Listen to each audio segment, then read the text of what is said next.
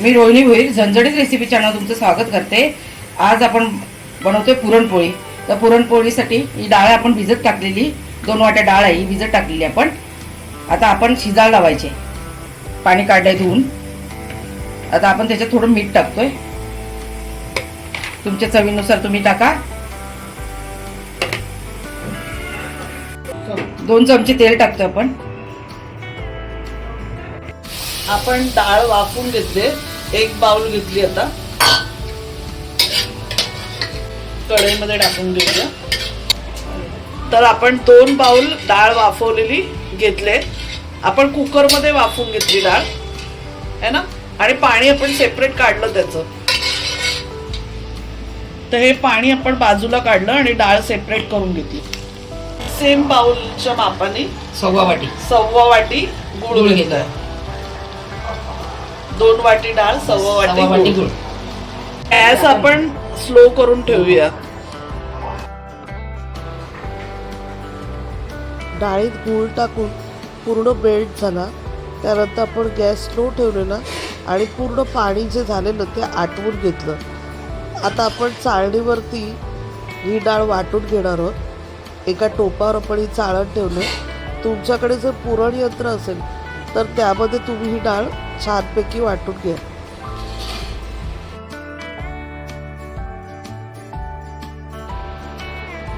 आपण डाळीमध्ये वाफवताना 2 टीस्पून इलायची पावडर आणि 1 टीस्पून जायफळ पावडर टाकली।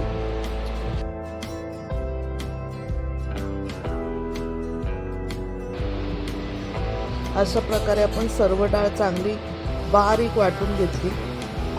आता आपण पुरणपोळीसाठी पीठ मळतोय।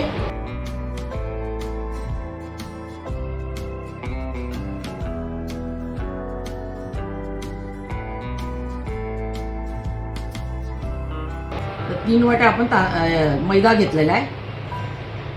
थोडं मीठ टाकूया चवीला, पाव चमचा मीठ आहे, तुमच्या चवीनुसार तुम्ही टाका। चाळवून घेऊया। आता आपण ना पहिले मिक्स करून घेऊया मीठ पिठामध्ये टाक। पाणी टाकूया, थोडं पाणी टाकून मळून घेऊया। तुम्हाला हवं तर हळद पण टाकू शकता, थोडं कलर यायसाठी। आम्हाला असं सफेदवालीच आवडते, तो कलर आम्हाला चांगला वाटतो, तर आम्ही नाही टाकले हळद।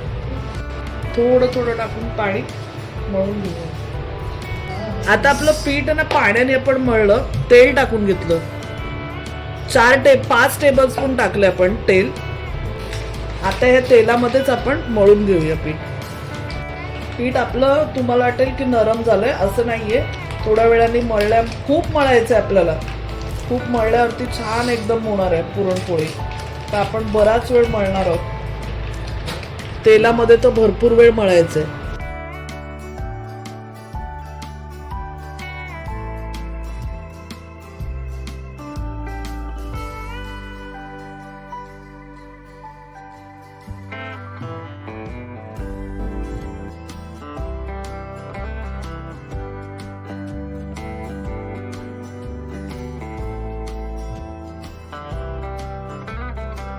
आता आपलं पीठ मळून झालेलं आहे। हे बघा असं झालंय मळून, नरम, एवढं नरम दाखव केवढं। हां, एवढं असं नरम केलेलं आहे। आता आपण ठेवून देऊया मुरायला जरा। आता आपण तेलामध्येच मुरवणार आहे त्याला। आता आपण पीठ आहे ना ते दुसऱ्या भांड्यात ठेवूया, टाक। बस। आता आपण अजून 2 टेबलस्पून तेलामध्ये हे भिजून ठेवूया पीठ। अर्ध्या तासासाठी ठेवूया। अर्धा तास झालेला आहे, पीठ पण मस्त रेडी झालं एकदम। मळून घ्यायचं जरा। मळलेल्या पिठाचे चपातीच्या पिठा एवढे 4 गोळे करून घेऊया।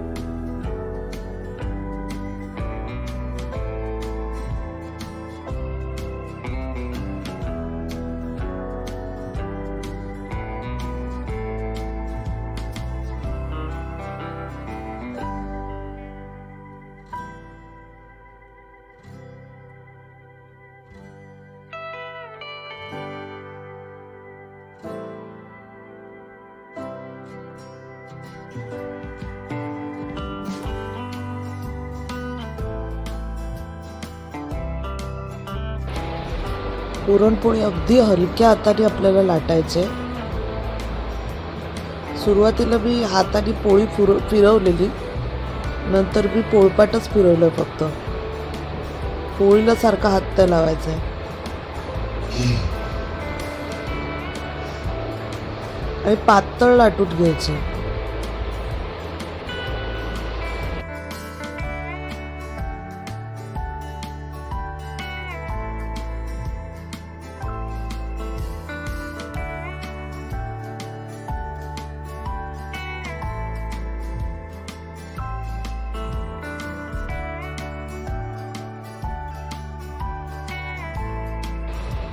आता आपली पुरणपोळी लाटून झालेली आहे. बघा सर्व साईडनी जे सारण आहे ते सर्व साईडनी भरलं गेले.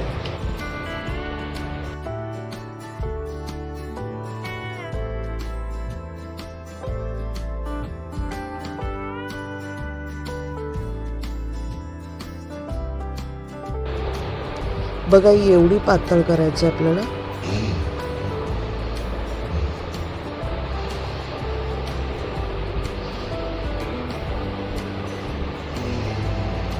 आणि जे सारण आहे ते बघा सगळ्या साईडला भरलं गेले बरोबर. म्हणजे काठ आहेत ते रिकामी नाही आहेत की काठावरती सारण नाहीये. नाही तर ते काढून फेकावे लागतात आपल्याला, कडक झालेले असतात. तर आपण एवढी छान पीठ मळलं गेले त्यामुळे आपली पुरणपोळी जी आहे ती अगदी सॉफ्ट होणार आहे, अगदी 2 बोटांनी तुटणार. आता हे एक्सेस पीठ जे लावलेलं असेल ते निघून जायसाठी ही स्टेप केली आपण. आता अजून एक पुरणपोळी आपण लाटणार आहोत.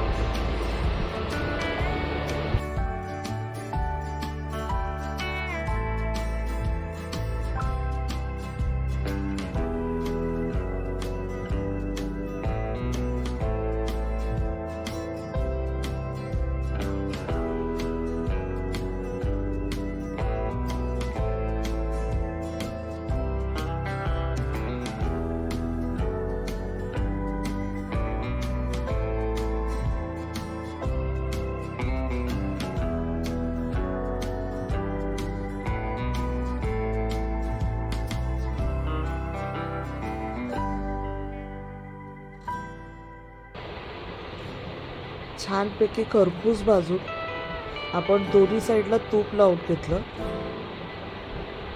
बघा किती छान फुगली आपली पुरणपोळी.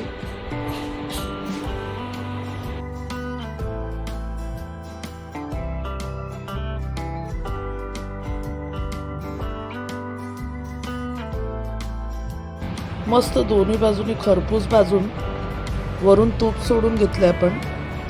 आता बघा कशी किती सॉफ्ट आणि किती छान झालेली आपली पुरणपोळी. कशी तुटते ते बघा. या होळीला तुम्ही सुद्धा नक्की बनवून बघा पुरणपोळी. आणि जर रेसिपी आवडली असेल तर चॅनलला सबस्क्राईब करा, रेसिपीला शेअर करा.